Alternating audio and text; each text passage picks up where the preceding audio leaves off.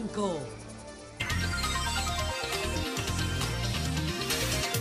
Muy buenos días. 6:57 minutos en el sol de la mañana. Iniciamos este programa especial, viernes 26 de abril del año 2024. Como siempre, iniciando este programa, Julio Martínez Pozo está en un descanso de salud, ya se integrará la próxima semana y nos corresponde a nosotros iniciar este programa que, como él muy bien dice, es el programa más influyente de la radio y la televisión en la República Dominicana. Como siempre, nosotros iniciamos con la palabra de Dios. Primera de Timoteo 2:2. Recomiendo que se ore por los gobernantes y por todas las autoridades, para que podamos vivir en paz y tranquilos, obedeciendo a Dios y llevándonos bien con los demás. Orar por los gobernantes es seguir las orientaciones de Dios y llevarnos bien con los demás. Y a propósito, miren, yo hoy quiero hacer un comentario a propósito de los gobernantes, de lo que tiene que ver estas elecciones y algunas referencias históricas de situaciones que han pasado con nuestros presidentes que generalmente no son muy conocidas. Yo hice un proceso de investigación para hacer el documental sobre los presidentes dominicanos y el libro, y hay una serie de elementos muy llamativos, importantes, que casi no se enseñan en las escuelas, que es importante que la población lo conozca. Porque miren, nosotros hemos tenido desde 1844 hasta ahora, este tiempo que tenemos de República Soberana, hemos tenido 54 presidentes, los cuales han sido electos de diversas formas, muchos por el nivel de la decisiones constitucionales, de manera constitucional por las elecciones, o por decisión de los congresos, o por golpes de estados, o por situaciones de provisionalidad. Es decir, son varias las situaciones que han provocado que tengamos estos 54 presidentes, desde Pedro Santana, que fue el primer presidente dominicano, hasta Luis Abinader, que es el presidente número 54. Si el presidente Abinader ganara la reelección, sería el presidente 54. ¿Por qué? Porque en este caso estamos hablando de presidentes, no de mandatos presidenciales. Entonces, si Luis Abinader gana la reelección, sigue siendo el presidente número 54, pero con 2 periodos de gobierno. Si Leonel Fernández es quien gana las elecciones, sería el presidente número 51, fue el presidente número 51, seguiría siendo el número 51, pero ya con 4 mandatos, porque tuvo 3 mandatos. Si ganara ahora, tuviera el 4º mandato. Si ganara Abel, sí hay una sumatoria, entonces ya no serían 54 presidentes, sino que Abel Martínez sería el presidente número 55. Tendríamos entonces, desde Pedro Santana, si fuera Abel Martínez que ganara las elecciones, el presidente número 55. Pero lógicamente, este proceso electoral nos lleva a reflexionar sobre algunas cosas que precisamente quiero aquí darlas como parte de ese análisis, de esa información que hemos recopilado. Este proceso para hacer el documental y el libro nos llevó alrededor de unos 20, 25 años, desde el inicio de la investigación hasta la plasmación de ese proyecto. Miren, hay cosas que yo he llamado ironías o situaciones especiales en los mandatarios que hemos tenido en la historia de la República Dominicana. Por ejemplo, una de las primeras cosas que llama mucho la atención: el primer presidente de la República Dominicana debió ser Juan Pablo Duarte. Duarte debió ser el primer presidente de la República. Fue el que creó la idea de la República, el que creó la Trinitaria, organismo político y militar para lograrla. Fue el ideólogo en todos los órdenes, fue el que dirigió el proceso de independencia, incluso desde el exilio. Incluso en un momento, Ramón Matías Mella lo proclamó presidente de la República. Lo que pasa es que Duarte tenía una concepción muy clara de la institucionalidad. Si él hubiese sido como todos los políticos tradicionales de ese momento, se impone y es presidente. Pero no, él dijo: no, yo no quiero ser presidente así, le dijo a Ramón Matías Mella, sino a través de un proceso electoral, un proceso que el pueblo sea que me elija. Y lógicamente, al darse cuenta de eso, Pedro Santana empezó la persecución contra los trinitarios, lo deportó, y entonces Pedro Santana se convirtió en el primer presidente de la República Dominicana, que es quien menos debió serlo, porque nunca creyó en la República Dominicana. Santana nunca creyó en la independencia. Él luchó por la independencia, pero siempre tenía como criterio que había que buscar apoyo de otra nación en el mundo, sea de Inglaterra, sea de Francia, sea de Estados Unidos, de quien fuese. El único que tenía una concepción clara en ese momento de que teníamos que ser libres de toda potencia extranjera era Duarte. Por eso es que Santana lo manda al exilio. Entonces, primera, digamos, ironía de la historia dominicana en términos de los presidentes. Quien debió ser el primer presidente, Juan Pablo Duarte, no lo fue. Y quien no debió ser el primer presidente de la República, ni siquiera presidente de la República Dominicana, Pedro Santana. Lo segundo que llama mucho la atención es que el segundo presidente dominicano, que fue Manuel Jiménez, señores, el segundo presidente de la República Dominicana era un gallero enfermizo. Porque lógicamente muchos dirán, bueno, Eury, eso no es nada. Lo que pasa es, y eso llama mucho la atención, que había momentos en que él estaba jugando gallo y había que llevarle los decretos a la gallera para que él lo firmara. Una cosa extraordinaria, claro. Juan Daniel Balcázar, el presidente de la Academia Dominicana de la Historia, cuando él fue que me presentó el libro, cuando lo llevamos, me decía, Eury, el problema es, no solamente era Manuel Jiménez como presidente, los maestros que daban clase eran galleros también y iban a las escuelas, amarraban los gallos afuera de la escuela, daban la clase y después iban a jugar gallos. O sea, que era parte, digamos, del ejercicio que hacía la mayor parte de los hombres en ese momento, pero ciertamente llama la atención que un presidente dominicano, Manuel Jiménez, el segundo presidente, era un gallero que había en algunos momentos que llevarle los decretos a la gallera para que lo firmara. Otro elemento desde el punto histórico que llama la atención de nuestro presidente. Miren, Buenaventura Báez es el presidente o uno de los presidentes que más veces ha ejercido. 5 veces fue presidente de la República. Y oigan esto que llama la atención de Pedro Santana, de Buenaventura Báez. Báez, un líder extraordinario, uno de los políticos de mayor capacidad para tener seguidores, incluso todavía tiene muchísimos seguidores, tantos años después. Pero Báez tenía una concepción muy clara. Báez no creía en la independencia de la República Dominicana. 5 veces presidente de la República, pero no creía.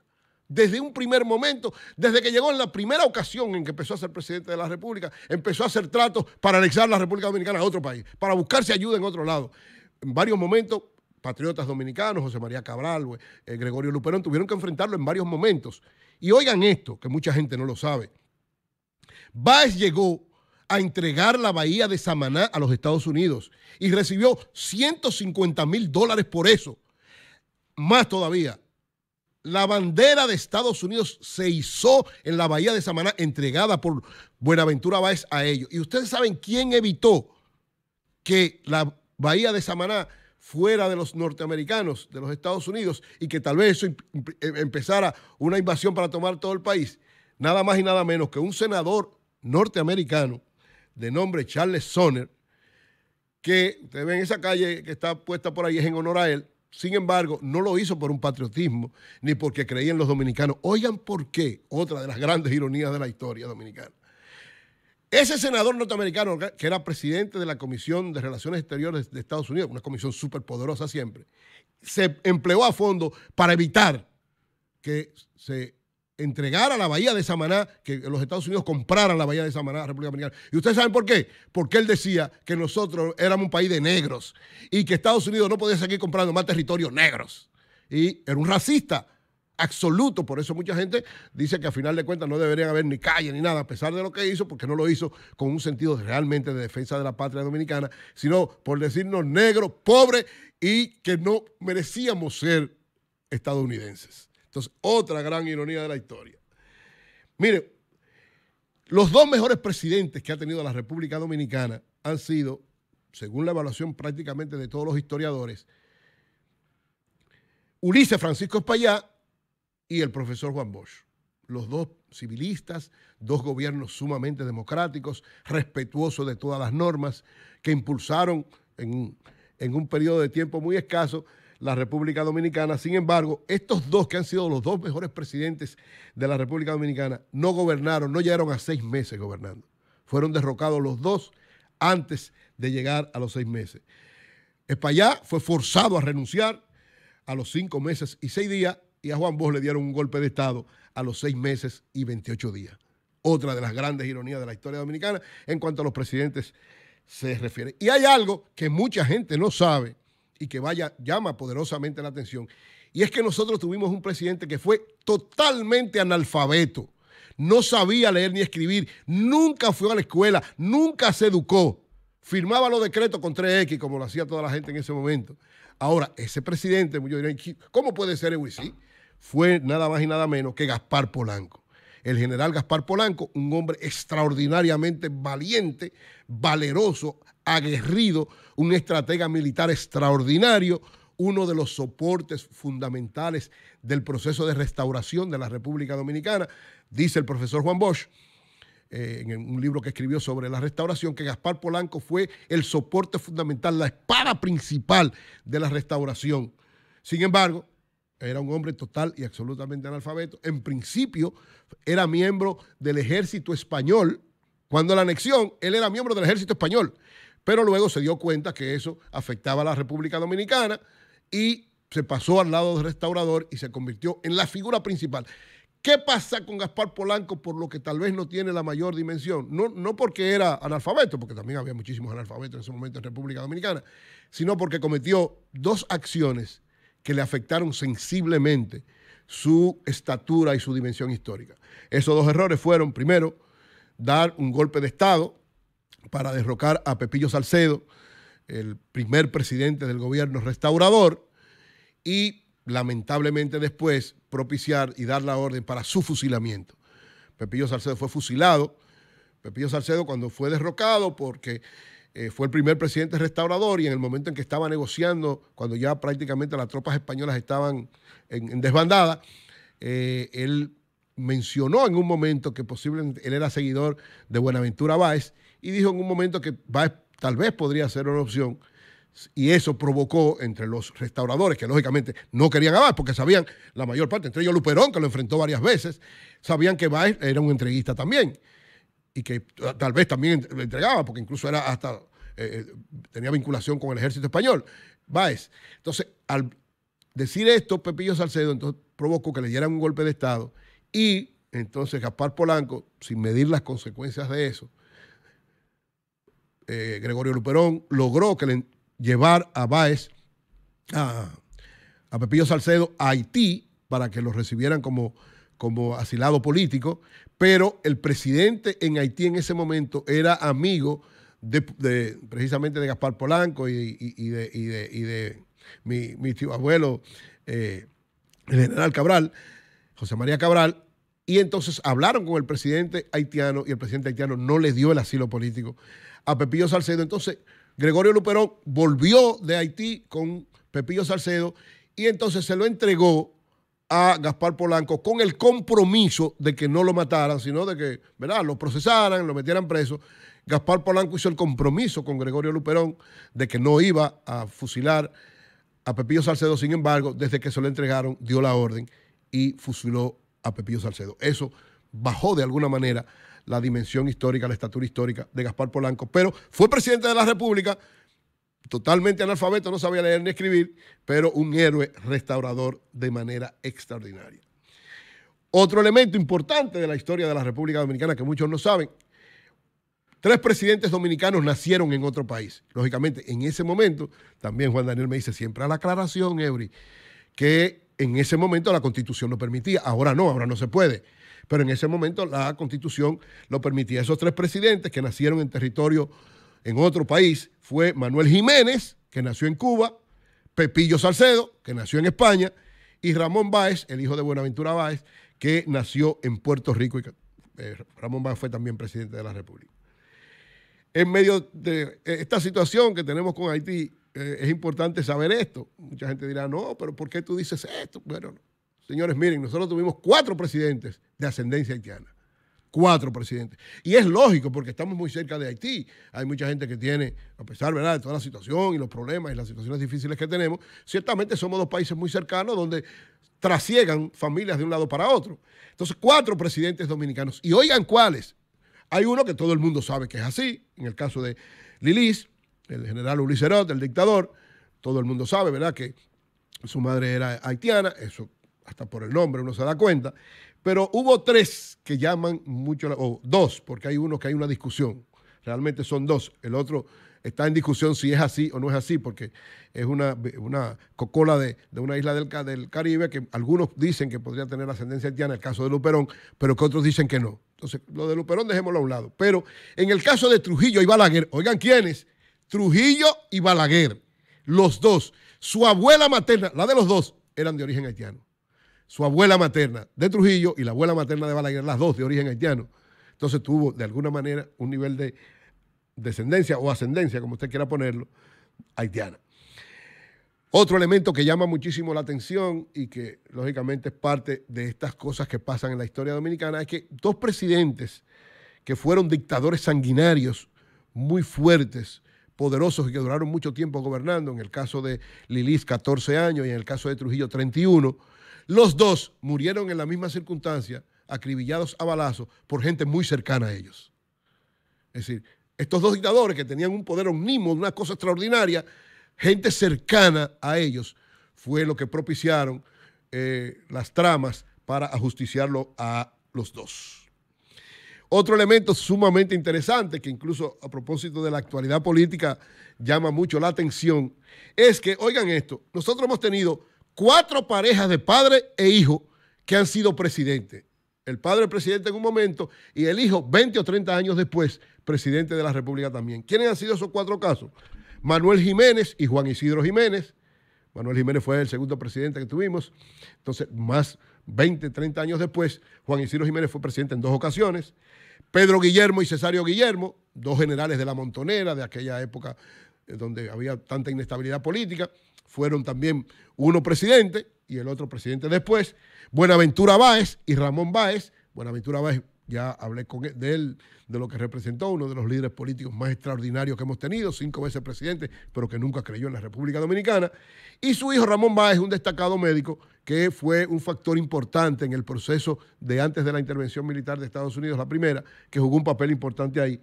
Y los otros 2 fueron Meme Cáceres y Ramón Cáceres. Meme Cáceres fue un presidente provisional de unos días, en un momento de un golpe de Estado, asumió el gobierno para entregárselo a Báez cuando venía a asumirlo. Y Ramón Cáceres, que todo el mundo recuerda por la famosa Guardia de Mon. Entonces, 4 casos de presidentes que fueron presidentes y sus hijos, uno de sus hijos, posteriormente fue presidente. ¿Por qué es importante tener presente esto? Porque estamos, digamos, cerca, digo yo, cerca de la posibilidad de que se dé en este tiempo que un presidente, uno de sus hijos o hija, sea presidente de la República. ¿Con quién podría darse ese caso? Con el caso de la alcaldesa del distrito, Carolina Gómez, hija del presidente Hipólito Mejía. Si ella es candidata en el 2028 o en el 2032 y se convierte en presidenta, lograría 2 cosas importantes. La primera, ser la primera mujer en ser presidenta de la República, y la segunda, ser una hija de un expresidente que llega a la presidencia. Sería el 5.º caso. O en el caso de que fuese Omar Fernández, si Omar Fernández logra en esta dilatada carrera política, en este fenómeno que se ha convertido a llegar a ser presidente de la República, sería entonces el 5.º caso de ser un hijo de un expresidente que llega también a la presidencia. Y digo estos 2 casos, los más cercanos, porque en el caso del presidente Danilo Medina y del presidente Luis Abinader, los dos lo que tienen es hijas, pero ninguna de las hijas, ni de Luis Abinader, ni del presidente Medina, están en política, o sea, por lo menos no han dado muestra de eso. Uno no descarta que puedan meterse en algún momento, pero ninguna de las 3 hijas de Luis Abinader o de las 3 hijas los 2, mira que bien, han mostrado interés en ser parte de la política. Lógicamente, esto hay que esperar lo que pueda pasar porque la vida da mucha vuelta. Otro elemento importante, de los 54 presidentes, hemos tenido 54 hombres presidentes. No ha habido ninguna mujer que haya llegado hasta ahora a presidenta de la República. Eso tiene que ver con una circunstancia histórica en un momento, o sea, hasta los años, digamos, hasta la segunda mitad del siglo XX fue que se le dio participación a las mujeres en términos electorales, y de ahí en adelante siempre los hombres dominaron los partidos, hasta el día de hoy prácticamente. Solo 3 mujeres han logrado destacarse como vicepresidentas. Es decir, no han llegado ninguna presidenta. 2 aspiraron a ser presidentas, no lo han logrado, que es el caso de Milagro Ortiz Bosch, la primera vicepresidenta de la República que lo alcanzó, luego Margarita Cedeño y Raquel Peña Ahora. Tanto doña Milagro como Margarita intentaron ambas en un momento, pero parece que la fuerza de los hombres no permitió romper con ese valladar que ellos tienen, que esperamos que muy pronto, pues yo digo, ya se están dando las condiciones de que una mujer sea presidenta de la República y ojalá sea muy pronto. Otro elemento que llama muchísimo la atención, que tal vez mucha gente no lo va a creer. 2 sacerdotes católicos, 2 jefes de la Iglesia Católica fueron presidentes de la República. 2. Uno fue el padre Meriño, que gobernó, fue el presidente número 19, gobernó de 1880 a 1882. En principio hizo un gobierno muy bueno, al final con el famoso decreto de San Fernando de alguna manera afectó su imagen histórica, el famoso decreto donde un cura, un sacerdote, un jefe de la Iglesia Católica, un decreto donde mandaba a fusilar a todo el que estuviera en contra del gobierno. ¡A fusilarlo! Llamó muchísimo la atención, creó muchísimos problemas y lógicamente eso uno no lo entiende. Y el otro sacerdote que fue presidente de la República fue el arzobispo Alejandro Noel. Adolfo Alejandro Noel, el padre Noel, fue presidente de la República, el presidente número 29. Solo gobernó un año, de 1912 a 1913. Fue, digamos, la salida que hubo después del magnicidio en contra de Moncáceres. Y, lógicamente, era una temporada difícil, ingobernable, muy complicada. Y tuvo que declinar, entregar el poder un año después de estar por toda la presión que se estaban viviendo. Otro elemento que llama muchísimo la atención: 5 presidentes dominicanos han muerto en el ejercicio del poder. 5. Lógicamente, 2 de ellos, o 3 de ellos, Lili, Trujillo y Moncáceres. Lili y Trujillo, 2 dictadores, Moncáceres, un gobernante de mano fuerte. Los 3 murieron, 2 ajusticiados y 1 asesinado en una trama de gentes muy cercanas. Los 3, gentes muy cercanas a ellos, provocaron las muertes de ellos 3, siendo los 3 presidentes de la República. Y 1 murió de cáncer, que fue Jacinto B. Peinado, que fue un presidente títere de Trujillo, pero que nominalmente, constitucionalmente ejercía nominalmente la presidencia. Murió de cáncer en pleno ejercicio del poder. Y el 5, todos lo conocemos, lo recordamos, el presidente Antonio Guzmán, que se suicidó 43 días antes de entregarle el poder al doctor Salvador Jorge Blanco. Se suicidó en el Palacio Nacional 43 días antes de entregar el poder.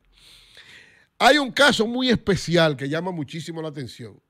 Tuvimos un presidente, que fue el presidente Ignacio María González, un hombre sumamente destacado, muy, muy valeroso, que fue presidente en 5 ocasiones. Pero oigan esto, el periodo que duró gobernando en esas 5 ocasiones no llegó a 3 años.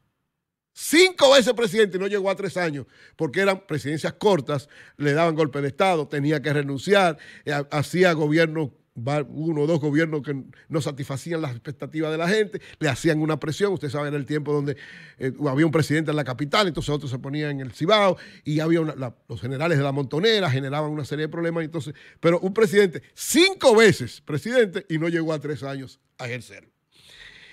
Hay algo muy importante, oigan esto: nosotros hemos tenido 6 presidentes que solamente han gobernado menos de un mes. Y tuvimos un presidente, señores, que gobernó solamente 2 días, José Rafael Molina Ureña. José Rafael Molina Ureña, en medio del proceso de la Revolución de Abril de 1965, ejerció el poder solamente por 2 días.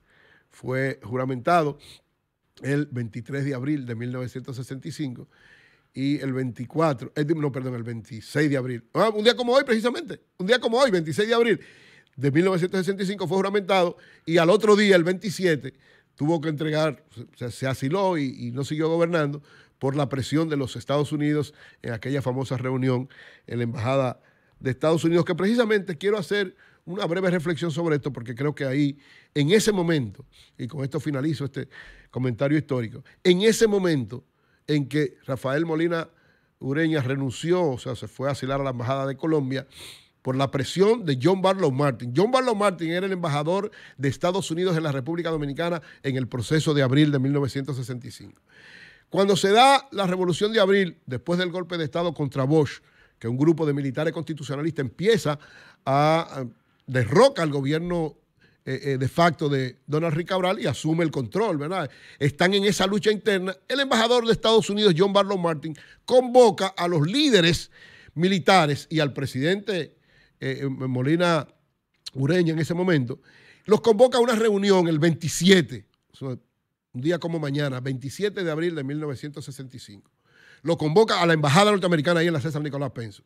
Y cuando se sientan en esa reunión, va Camaño, va Miguel Ángel Hernández Ramírez, que era uno de los responsables militares también, va el coronel Montearache, va Camaño, va Molina Ureña, y entonces se reúnen y John Barlow Martin, como todo, ¿verdad?, procónsul, como lo dijo Juan Isidro Jiménez Grullón, como creyéndose el jefe, ¿verdad?, del país, como muchos embajadores de Estados Unidos lo creen así, lo sienta a ellos y le dice, mire, yo le voy a decir una cosa a ustedes han provocado un lío.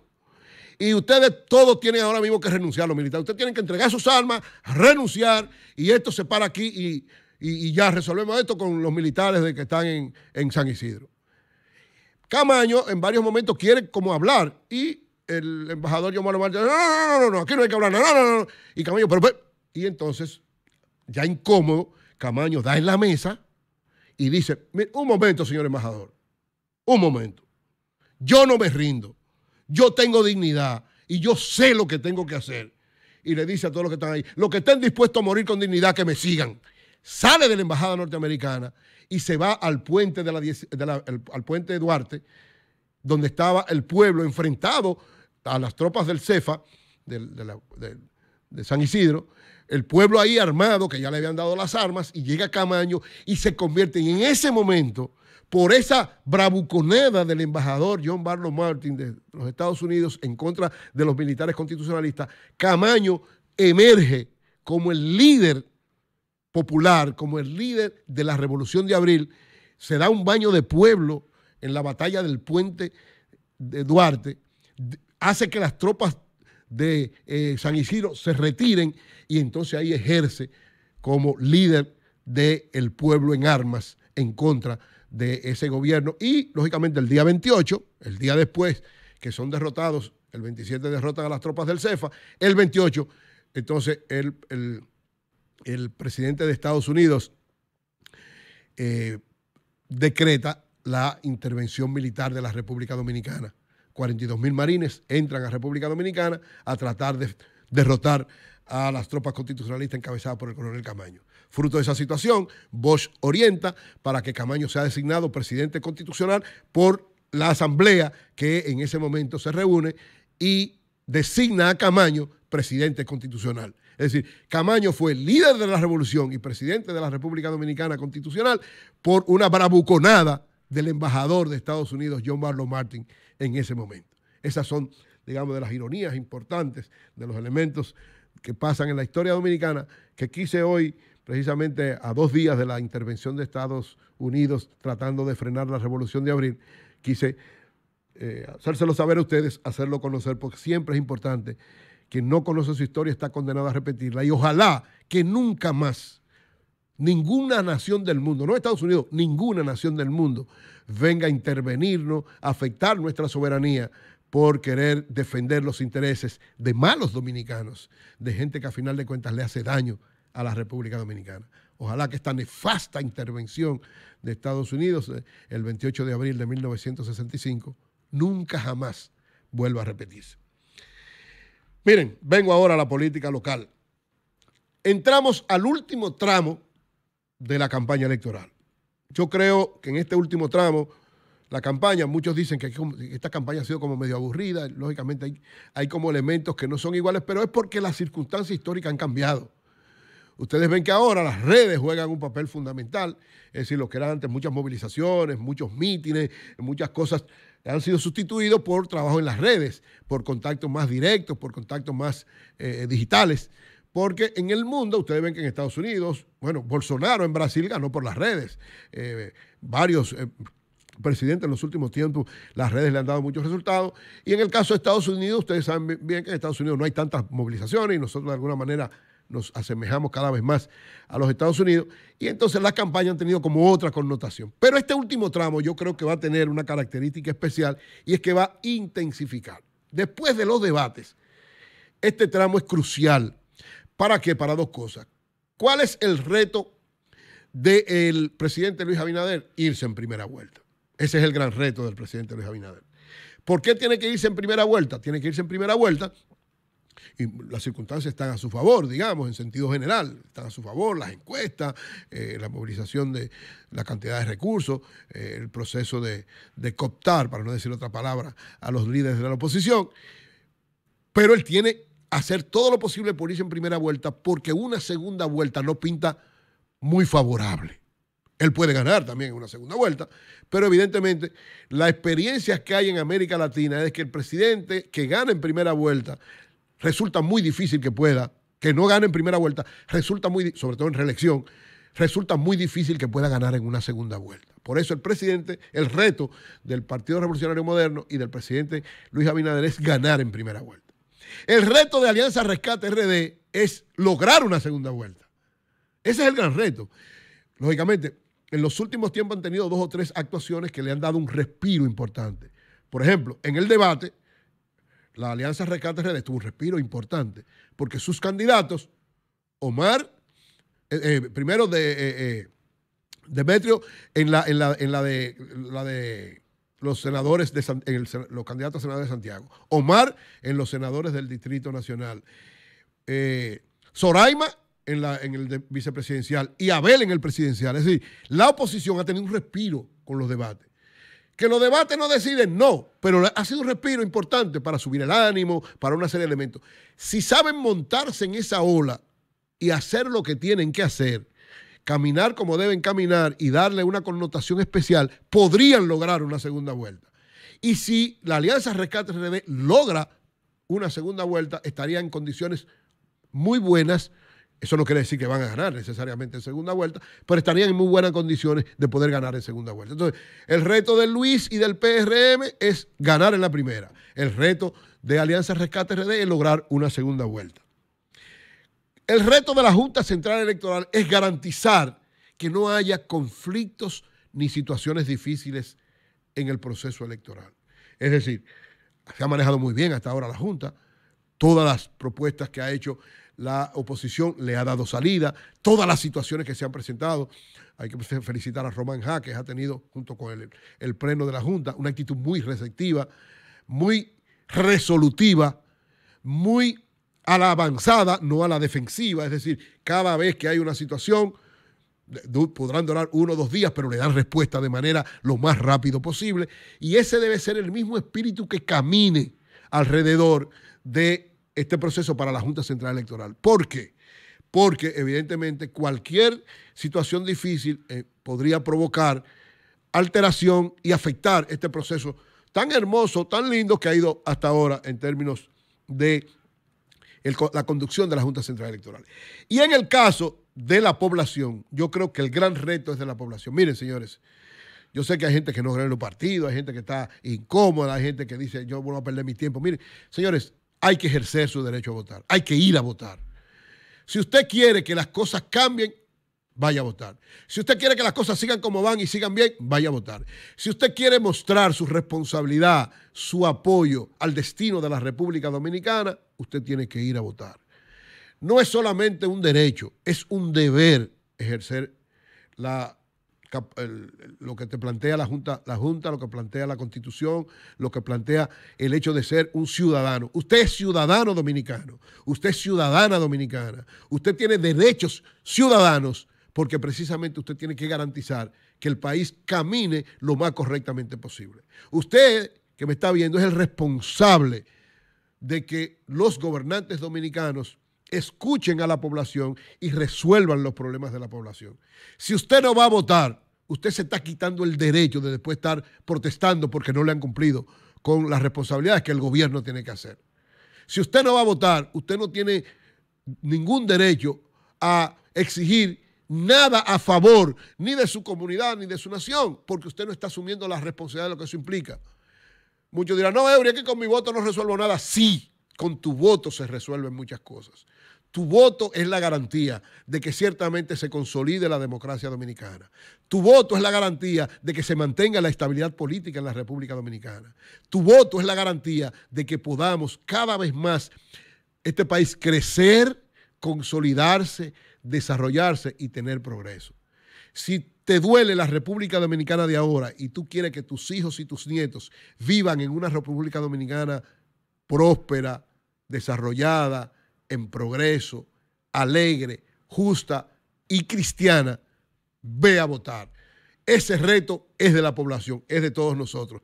Todos el 19 de mayo tenemos que ir a votar para que se consolide la estabilidad política, la estabilidad económica y el presente y el futuro de la República Dominicana.